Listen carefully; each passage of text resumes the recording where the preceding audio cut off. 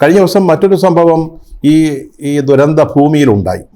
അതായത് അവിടെ ഭക്ഷണം നൽകിക്കൊണ്ടിരുന്ന ഒരു സന്നദ്ധ സംഘം കഴിഞ്ഞ 5 ദിവസങ്ങളിലായിട്ട് അവരെ തുടർച്ചയായിട്ട് സന്നദ്ധ പ്രവർത്തകർക്ക്, ഈ ദുരിതാശ്വാസ പ്രവർത്തനത്തിൽ ഏർപ്പെട്ടിരിക്കുന്ന സർക്കാർ ഉദ്യോഗസ്ഥന്മാർക്ക്, പോലീസുകാരടക്കമുള്ളവർക്ക്, അല്ലെങ്കിൽ റവന്യൂ വകുപ്പുമായി ബന്ധപ്പെട്ട ആളുകൾക്ക്, അഗ്നിശമന സേന, പോലീസ്, ഇവർക്കെല്ലാം ഇവർ കൃത്യമായിട്ട് നല്ല വൃത്തിയുള്ള ഭക്ഷണം നൽകിക്കൊണ്ടിരുന്നതാണ്. 6-ാം ദിവസമായപ്പോഴത്തേക്ക് അതിന് വിലങ്ങ് വീണു. ആ അന്നം മൂട്ടുന്നതിന് പോലും ഒരു തടസ്സം സൃഷ്ടിച്ചു. അതിനി ആവശ്യമില്ല, നിങ്ങളുടെ സഹായം ഇനി വേണ്ട. അതായത് ഏറ്റവും ക്രിട്ടിക്കലായിട്ടുള്ള, ഏറ്റവും കഷ്ടപ്പാടുള്ള ദിവസങ്ങൾ കഴിഞ്ഞു പോയിരിക്കുന്നു. ഇനി ഞങ്ങൾ നോക്കിക്കോളാം, സർക്കാരെ ഇനി നമ്മളായിട്ടങ്ങ് നടത്തിക്കൊള്ളാം എന്നൊരു ചിന്ത വളർന്നു വന്നതിൻ്റെ ഫലമായിട്ടാണ് ഈ വൈറ്റ് ഗാർഡ്സ് എന്നോട്ടോ പറയുന്ന ഈ സന്നദ്ധ സംഘടന നൽകിക്കൊണ്ടിരുന്ന ഭക്ഷണ വിതരണം നിർത്തിവെപ്പിച്ചത്. വാസ്തവത്തിൽ അവർ മുസ്ലിം ലീഗുകാരാ, എനിക്ക് തോന്നുന്നു നരിപ്പറ്റ പഞ്ചായത്തിൽ നിന്നോ മറ്റോ വന്നവരാ. പക്ഷെ അവരൊന്നും ആ രാഷ്ട്രീയ പാർട്ടിയുടെ പേരിലല്ല അത് ചെയ്തത്. വൈറ്റ് ഗാർഡ് എന്നുള്ള ഒരു പേരിൽ, ഒരു സന്നദ്ധ സംവിധാനത്തിൻ്റെ സംഘടനയുടെ പേരിലാണ് അവർ ഭക്ഷണം നൽകിക്കൊണ്ടിരുന്നത്. അതിനാണ് കഴിഞ്ഞ ദിവസം പോലീസ് ഇടപെട്ട് അത് അവസാനിപ്പിച്ചത്. നിങ്ങൾ ഈ ഭക്ഷണമൊന്നും തന്നില്ലെങ്കിൽ ഒരു പുല്ലും സംഭവിക്കില്ല, ഒരു ചുക്കും ഉണ്ടാവില്ല എന്നൊക്കെയാണ് ആ ബന്ധപ്പെട്ട പോലീസ് ഉദ്യോഗസ്ഥൻ അവരോട് പറഞ്ഞത്. അതിന് ചില കാരണങ്ങളൊക്കെ സർക്കാരിൻ്റെ ഭാഗത്തു നിന്നുണ്ടായി. അതായത് ഭക്ഷണ സാധനങ്ങളുടെ ക്വാളിറ്റി, മികവ്. ആദ്യത്തെ 5 ദിവസങ്ങളിൽ ഈ ക്വാളിറ്റിയെക്കുറിച്ചൊന്നും ആർക്കും ഒരു സംശയം ഉണ്ടായിരുന്നില്ല. 6-ാം ദിവസം ആയപ്പോഴത്തേക്ക് ഇനി വൻതോതിലുള്ള ഭക്ഷണത്തിൻ്റെ റിക്വയർമെൻ്റ് ഇല്ല, ആവശ്യമില്ല എന്ന് തോന്നലുണ്ടായപ്പോഴത്തേക്ക് പെട്ടെന്ന് അവർ വിതരണം ചെയ്യുന്ന ഭക്ഷ്യസാധനങ്ങളുടെ ക്വാളിറ്റിയെക്കുറിച്ച് അങ്ങനെ ആരും ഒരു പരാതി പറഞ്ഞതായിട്ട്, ഇത് കഴിച്ചവർ അങ്ങനെ ഒരു പരാതി പറഞ്ഞതായിട്ട് ഇതുവരെ ആരും ഒട്ട് പറഞ്ഞിട്ടുമില്ല. അതുപോലെ തന്നെ ഒരു മഹാനായ മന്ത്രി കഴിഞ്ഞ ദിവസം പറയുന്നത് കേട്ടു, ഇതുമായിട്ട് ബന്ധപ്പെട്ട് ഈ ഭക്ഷണം കൊടുക്കുന്നതിൻ്റെ പേരിൽ പിരിവ് നടത്തുന്നു, അത് ഒഴിവാക്കാനാണ്. ഇവിടെ സർക്കാർ ഔദ്യോഗികമായ പിരിവ് നടത്തിക്കൊണ്ടിരിക്കുക. അപ്പോഴാണ് ഈ സന്നദ്ധ സംഘങ്ങൾ പിരിവ് നടത്തിയെന്ന് പറയുന്നത്.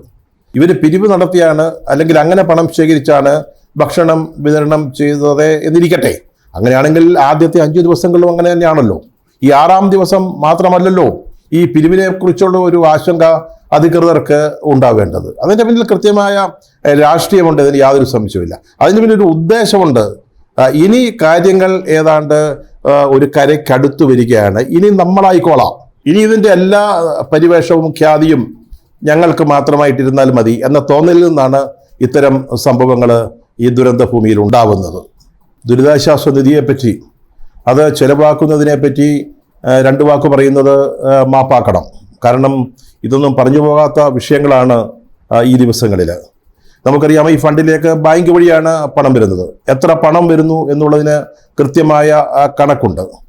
അതുപോലെ തന്നെ ഈ ദുരിതാശ്വാസ അല്ലെങ്കിൽ പുനരധിവാസ പ്രവർത്തനങ്ങൾക്ക് എത്ര തുക വേണം, എത്ര കോടി രൂപ വേണം എന്നുള്ളത് സംബന്ധിച്ച് നമുക്കൊരു മാസ്റ്റർ പ്ലാൻ തയ്യാറാക്കാവുന്നതേ ഉള്ളൂ. അതത്ര ബുദ്ധിമുട്ടുള്ള ഒരു കാര്യമായിട്ട് തോന്നുന്നില്ല. ധാരാളം ആളുകൾ ഇപ്പോൾ വീടുകൾ വെച്ചു കൊടുക്കാം എന്ന് പറഞ്ഞിട്ടുണ്ട്. സംസ്ഥാന സർക്കാർ ഒരു ആധുനിക സൗകര്യങ്ങളോടുകൂടി ഒരു ടൗൺഷിപ്പാണ് ഉദ്ദേശിക്കുന്നത്. ശരി, അതൊരു നല്ല ആശയമാണ്. ഈ ടൗൺഷിപ്പിലേക്ക് അല്ലെങ്കിൽ ഇവരുടെ പുനരധിവാസത്തിന് കർണാടക സർക്കാർ 100 വീടുകൾ വെച്ചു കൊടുക്കാം എന്ന് നേരത്തെ തന്നെ വാഗ്ദാനം ചെയ്തിട്ടുണ്ട്. അതുപോലെ രാഹുൽ ഗാന്ധി കോൺഗ്രസിൻ്റെ വകയായിട്ട് 100 വീടുകൾ വെച്ചു കൊടുക്കാം എന്ന് പറഞ്ഞിരിക്കുന്നു. KPCC അതിനോട് സഹകരിക്കാം, കൂടുതൽ വീടുകൾ നിർമ്മിച്ചു നൽകുന്നതിന് സഹായിക്കാമെന്ന് പറഞ്ഞിട്ടുണ്ട്. അതുപോലെ തന്നെ ചില സ്വകാര്യ ഏജൻസികൾ, വ്യക്തികൾ അവരുടെ വാഗ്ദാനം നോക്കുകയാണെങ്കിൽ ഒരു 140-150 വീടുകളോളം അങ്ങനെ ഉണ്ടായിട്ടുണ്ട്. ഒരാൾ 150 ഏക്കർ സ്ഥലം നൽകാം എന്ന് പറഞ്ഞിട്ടുണ്ട്. ഇതെല്ലാം കൂടെ കണക്കിലെടുക്കണം. ഈ വാഗ്ദാനങ്ങളെല്ലാം കണക്കിലെടുത്തുകൊണ്ട് എത്ര വീടാണ് വേണ്ടത്, എത്ര സ്ഥലമാണ് അതിന് വേണ്ടത്, 5 സെൻറ്റാണോ 10 സെൻറ്റാണോ കൊടുക്കേണ്ടത്. കൃഷിഭൂമിയൊക്കെ ഉണ്ടായിരുന്ന ആളുകളാണ്, അവിടെ കൃഷി ചെയ്ത് ജീവിച്ചിരുന്ന ആളുകളാണ്. അപ്പോൾ എത്ര സെൻറ്റിലായിരിക്കണം ഒരു വീട് വയ്ക്കേണ്ടത്? ഒരുപക്ഷെ ധാരാളം അംഗങ്ങൾ ഒരു ചെറു വീട്ടിൽ കഴിഞ്ഞവരുണ്ടാവും.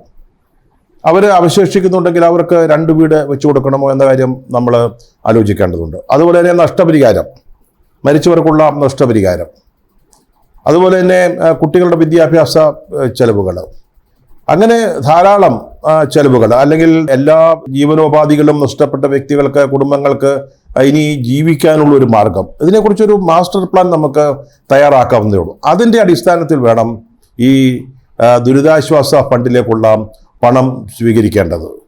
ആവശ്യത്തിനപ്പുറത്തേക്ക് പണം സ്വീകരിക്കുമ്പോഴാണ്, അല്ലെങ്കിൽ ഇതൊരു ഖജനാവ് നിറയ്ക്കാനുള്ള ഒരു ഉപായമായി നമ്മൾ കാണുകയും അതനുസരിച്ച് പ്രവർത്തിക്കുകയും ചെയ്യുമ്പോഴാണ് പരാതികൾ ധാരാളമായിട്ട് ഉണ്ടാവുന്നത്.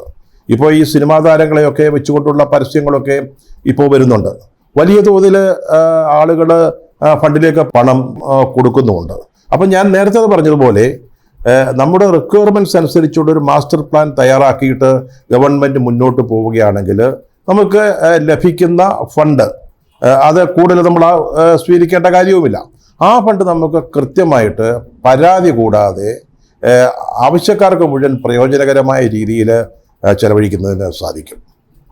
അതായത് പറഞ്ഞത്, ഫണ്ടിൻ്റെ സ്വീകരണത്തിലും അതിൻ്റെ ചെലവഴിക്കലിലും കൃത്യമായ സുതാര്യത വേണം. അത് ജനങ്ങളെ ബോധ്യപ്പെടുത്താൻ പറ്റുന്ന തരത്തിലായിരിക്കണം.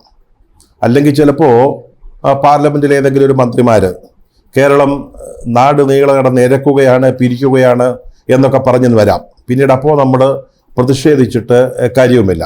മറ്റൊരു കാര്യം കൂടി ഓർക്കേണ്ടത്, ഇത് നാട്ടുകാരൻ്റെ പൈസയാണ്, അവർ തരുന്നതാണ്.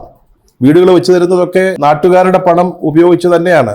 വ്യക്തികളെ തരുന്നത് മറ്റൊന്നായിരിക്കാം, അത് അല്ലെന്ന് പറയുന്നില്ല. അതുകൊണ്ട് ഈ പണം ചെലവഴിക്കുന്നതിൻ്റെ ക്രെഡിറ്റ് ഏറ്റെടുത്തുകൊണ്ട് ഈ ക്യാപ്റ്റനാകാനും വയനാടിൻ്റെ രക്ഷകൻ ചമയാനൊന്നും ആരും വന്നേക്കരുത്. ഇതുണ്ടല്ലോ, ഈ ദുരന്തത്തിൽ മരിച്ചുപോയ പാവപ്പെട്ട ആളുകളുടെ ആത്മാക്കളെ പോലും വേദനിപ്പിക്കുന്നതായിരിക്കും. അവസാനമായിട്ട് ഒരു കാര്യം തെര്യപ്പെടുത്താൻ ആഗ്രഹിക്കുക. ഈ വീഡിയോയിൽ സർക്കാരിൻ്റെ ദുരിതാശ്വാസ നിധിയിലേക്ക് സംഭാവന ചെയ്യരുതെന്ന് പറഞ്ഞിട്ടില്ല. അങ്ങനെ ഒരു വിദൂര ചിന്ത പോലും ഇല്ല. അതുകൊണ്ട് ഈ ദുരന്ത നിവാരണ നിയമം, അതിലെന്തൊക്കെയോ ചില വ്യവസ്ഥകളുണ്ടെന്നാണ് പറയുന്നത്.